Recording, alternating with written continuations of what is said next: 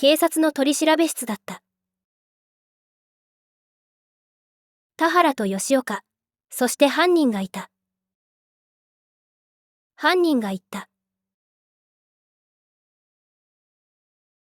いいところで邪魔しやがって。あいつは何かやったんだろ。田原が言った。賄賂を受け取っていた。可能性がある。でも証拠はない。嘘をつけ。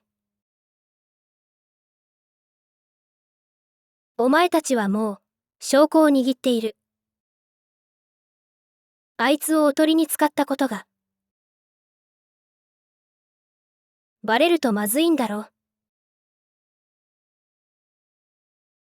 好きに考えろ。犯人が言った。発信機を受け取るということは、自分に後ろ暗いところがあると認めるってことだ。だからめぼしいやつ何人かに発信機を配ろうとしたが、なかなか受け取りたがらない。あんたたちも苦労したろうな。発信機を配ったのは東京地検だった。だから田原には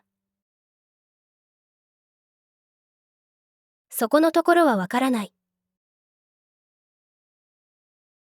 吉岡が言った。3人の死体が発見された部屋の壁に、こいつを食ってやったぜ。と書いてあった。あれは本当か。ああ、本当だ。嘘だ、と吉岡が否定する。なぜ、そう思う。人間に人間が食えるはずがない。お前は飢えたことがあるか。一度、飢えてみるといい。そうすればわかる。人間だって動物だ。そこいらの野良犬や野良猫と変わらない。人間だってけだものになれるのさ。人間はけだものとは違う。お前はまだ若造の青2歳だ。だから自分に見えているものだけがこの世界のすべてだと思い込む。だが実はこの世界にはお前なんかに見えていないものなど山ほどあるのさ。よく覚えておけ。お前はまだ若造の青2歳だ。ふざけるな。吉岡が椅子から立ち上がって男の胸ぐらをつかむ。しかしその瞬間に犯人も椅子から立ち上がっていた。吉岡は掴んだ犯人の胸ぐらを力いっぱい押す。しかしなぜか犯人の体はびくともしない。犯人が言う。なかなか力がある。体を鍛えているのか、いいことだ。でも、あいにく俺も、体を鍛えている。胸ぐらをつかんだ吉岡の腕を、犯人がつかみ、簡単にひねり上げる。吉岡がその痛みに耐えかねて、やめろと言う。犯人が吉岡を突き放すと、吉岡はその勢いで転ぶ。やめたぜ、と犯人が言う。二人とも座れ、と田原が言った。まず名前から聞こうか。名前か。犯人は不思議そうな妙な顔をした。なんだ、と田原が言う。昔、ある人が俺を、こう呼んでくれたことがある。健二、とな。その人は、健一と言うんだ。言っておくが、戸籍を調べても無駄だぜ。俺は、この日本で生まれて、一度も、この日本から出たことがない。だが俺は、日本国籍を持ったことがないのさ。つまり、俺の母親は、産婦人科など行かずに、自力で俺を産んだ。そして、俺が生まれたことを、世間に隠したのさ。お前の母親の名前は？もう、よく覚えていない。忘れたかったしな。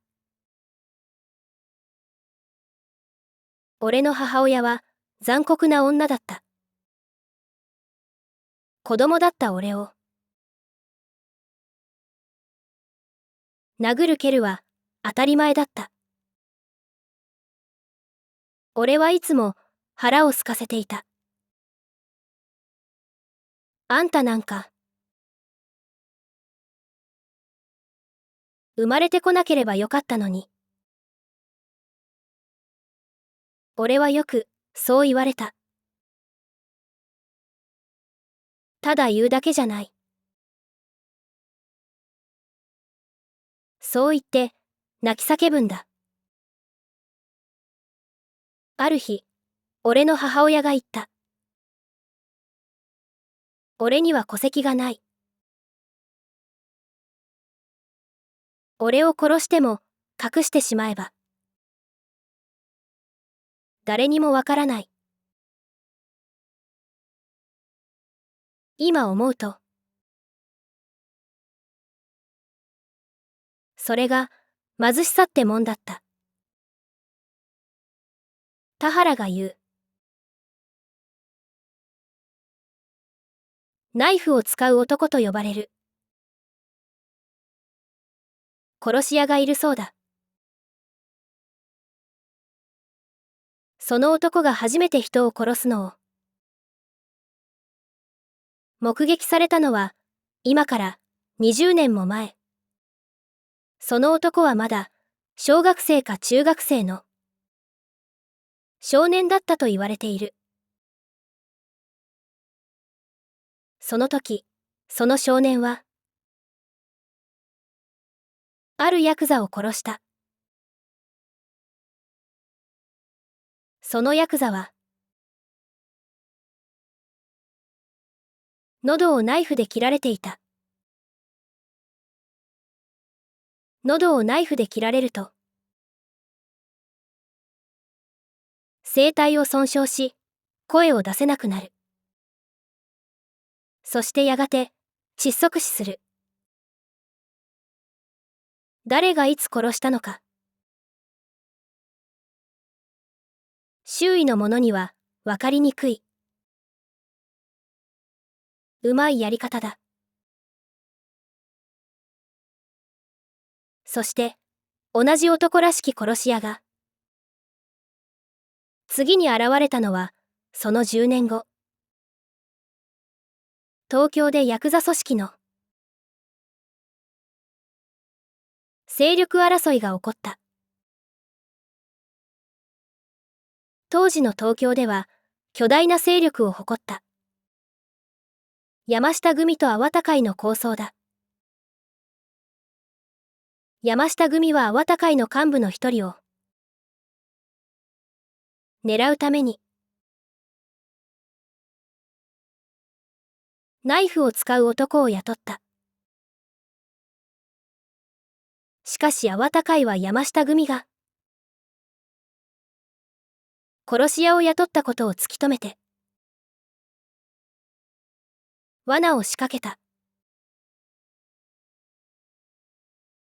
粟田会の幹部は地方の住宅街の一軒家に身を隠したことになっていたが、一軒家にいたのは幹部のふりをしたおとりと護衛のふりをした若い者4人だった。殺し屋が一軒家に侵入したとき、その一軒家の外は大勢の粟田会の組員に取り囲まれていた。しかし、粟田会の組員がその一軒家に侵入したとき、護衛のふりをした。粟田会の若い者は4人ともナイフで喉を切られて殺されていた。10年前と同じやり方だ。しかし、おとりと殺し屋の姿はなかった。粟田会の組員はその一軒家に数日間居座って探し続けたが、おとりと殺し屋は見つからなかった。しかし2週間後、その一軒家から異臭が出始めた。おとりの男の死体が、その一軒家の床下で、腐り始めていた。それはつまり、こういうことだ。殺し屋は、まず、おとりの男の喉に、外側から強い衝撃を与え、声帯を潰して声を出せなくする。そして、おとりの男を、がんじがらめに縛り上げる。殺し屋は畳をめくって、その下の床に穴を開け、床下に潜り込む。そして声と体の自由を奪った。おとりの男を床下に引っ張り込む。畳の裏側に刃物で穴を開け、その穴に紐を通し、その紐を下から引っ張れば、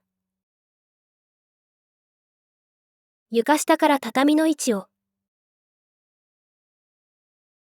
元に戻せる。粟田会の連中は、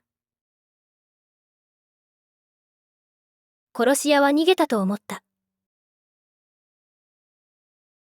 でも実は、そうじゃない。殺し屋は床下に、ずっと隠れていた。そしてその間、おとりの男に、生き地獄を味合わせていた。その殺し屋は、おとりの男を生かしたまま、その生肉を食い、血をすすって、数日間、飢えをしのいだ。おとりの男が死んでしまったら、肉が腐り出し、食べられなくなる。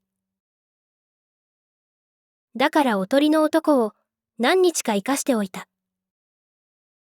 出血多量で死なないように。簡単な止血までしてあったそうだ。敵の喉を切るやり口を使う殺し屋は、その世界では知られていて、通称、ナイフを使う男、と、呼ばれているそうだ。ナイフを使う男というのは、お前のことか。そうだ、よく調べたな。再生リスト36に続きます。